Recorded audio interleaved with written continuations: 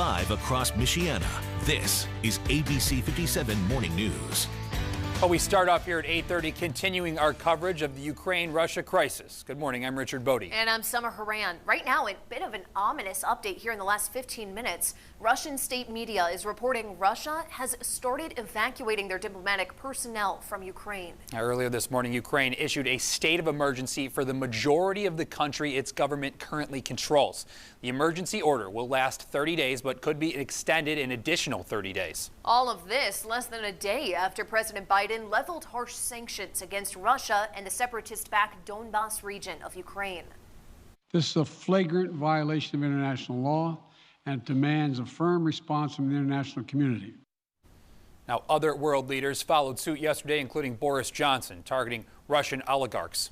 German Chancellor Olaf Scholz halting the approval of the Nord Stream 2 pipeline that would give natural gas from Russia to Europe. And this morning, the Kremlin is responding to U.S.'s sanctions, saying America will face the consequences. Defending freedom will have cost. And those costs could come in steeper gas prices. But it really wasn't that long ago that the U.S. and NATO were discussing diplomatic options. So how did we get here to this point right now? Well, since last year, Russia has been building up troops along the Ukrainian border. In December, Biden warned it'd face economic sanctions if it continued provocation. Russia responded by demanding NATO not accept Ukraine. In mid-January, U.S. and Russian officials met in Geneva for a diplomatic solution, but those talks failed. And in late January, Biden warned of a Russian invasion in Ukraine. And in early February, Russian President Vladimir Putin met with world leaders, denying plans for an invasion as Russia continued its buildup of troops at the Ukrainian border.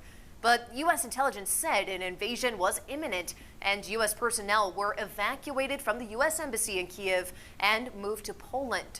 Then just days ago, in a fiery speech, Putin ordered troops to the Donbas region to, quote, maintain peace.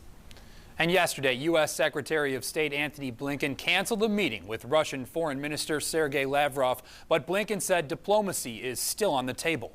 No sanctions will be enough until Russian boots withdraw. We like what we saw today, but it certainly won't be enough, and this strategy has to be continued.